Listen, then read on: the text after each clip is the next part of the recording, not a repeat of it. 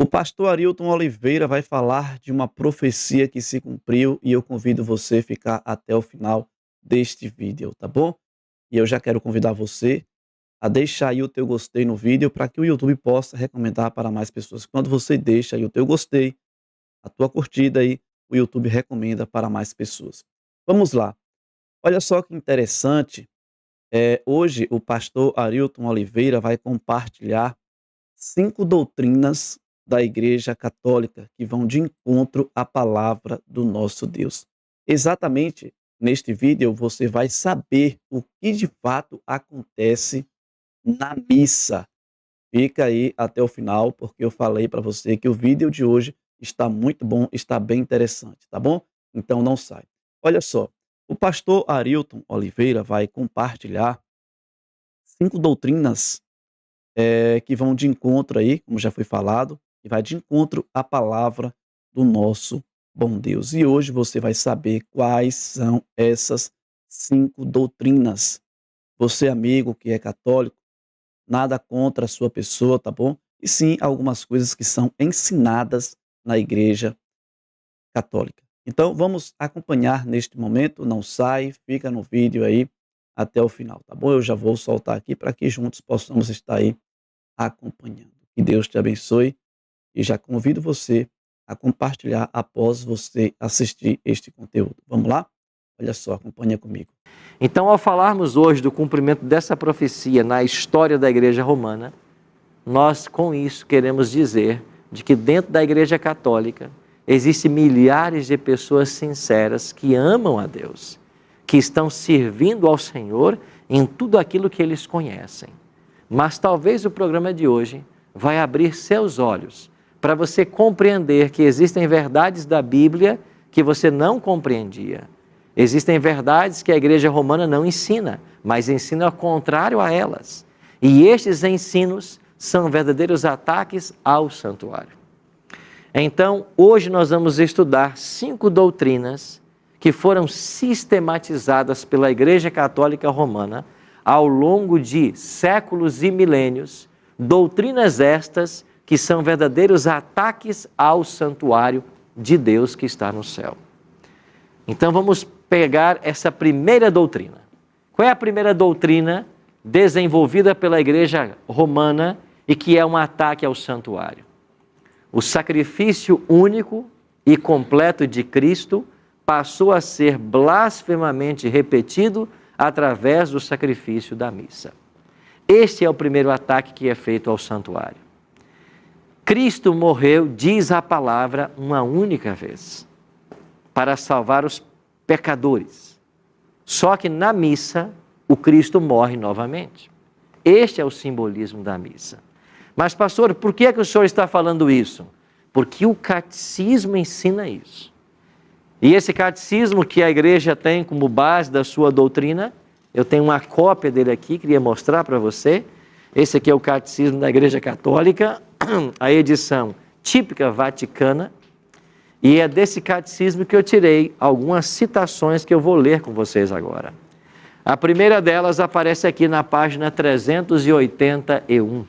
E assim diz o catecismo. O Concílio de Trento definiu: pela consagração do pão e do vinho, opera-se a mudança de toda a substância do pão na substância do corpo de Cristo nosso Senhor, e de toda a substância do vinho na substância de seu sangue. Essa mudança, a Igreja Católica denominou-a com acerto e exatidão transubstanciação. Então, o que é a doutrina católica da transubstanciação? No exato momento em que o sacerdote está com a hóstia, o pão, não é ali apenas uma hóstia feita por alguém. Aquela hóstia se transforma no próprio corpo de Jesus. E quando ele está com o vinho, não é um vinho apenas. Aquele vinho se transforma, se transubstancia no próprio sangue de Cristo. Isso quer dizer que em cada missa o Cristo morre novamente. Então, o que é a celebração da missa? É a celebração da morte de Cristo.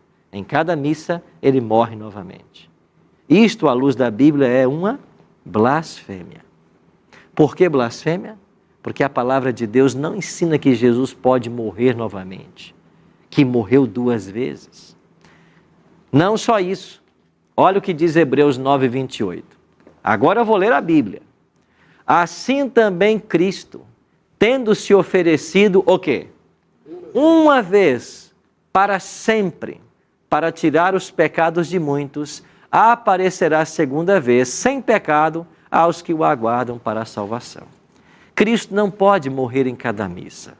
Cristo morreu uma única vez no Calvário. E esta única morte foi toda suficiente para a salvação da humanidade. Mas quando você participa de uma missa, você está participando novamente da morte de Cristo. E isso, à luz da Bíblia, é uma blasfêmia. Não apenas isso, existe um outro autor, Rouet, escreveu esta obra, A Missa na História. E na página 115 ele declara: a missa é um sacrifício oferecido pelos vivos e pelos mortos. Mas nós vimos aqui que a pessoa que morre, ela entra por um estado de inconsciência até a ressurreição. E quando da morte da pessoa, ela já morre salva ou morre perdida. Só que a missa é celebrada até em favor dos mortos. Mas como você pode acreditar algum mérito a quem já morreu, se a história da salvação dele já foi definida? Se ele já morreu salvo, morreu perdido? Logo, isso também é um ataque à doutrina do santuário. Não pode. Cristo não pode morrer mais de uma vez. E quando eu concordo na celebração da missa, eu estou concordando que o sacerdote está ali matando novamente o próprio Cristo. Isso é uma blasfêmia.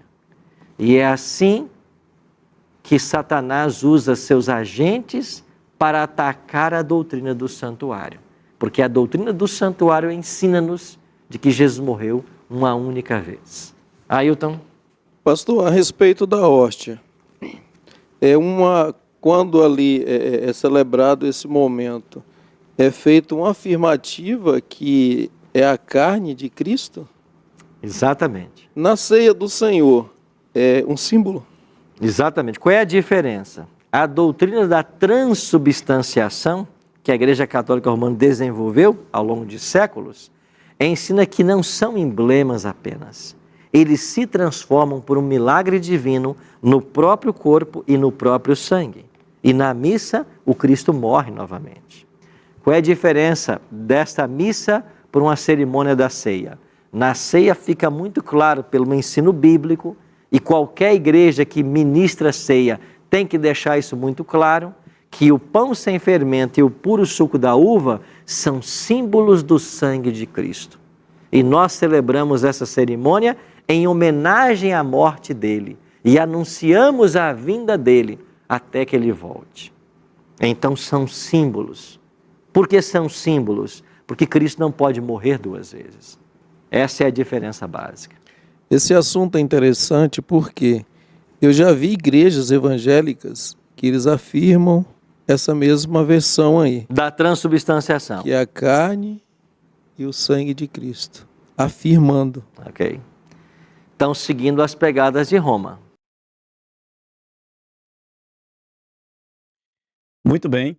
Olha aí que informações importantes sobre o verdadeiro sentido e o significado do que é celebrado na missa. Então, foi uma profecia que se cumpriu, a própria palavra de Deus, como o pastor Arilton citou aqui, usou também o próprio catecismo da Igreja Católica. Então, não há sombra de dúvida. Que possamos estar em oração para que o nosso bom Deus aumente a nossa fé e em breve Cristo retornará nas nuvens dos céus. Ficamos por aqui e Deus ele te abençoe.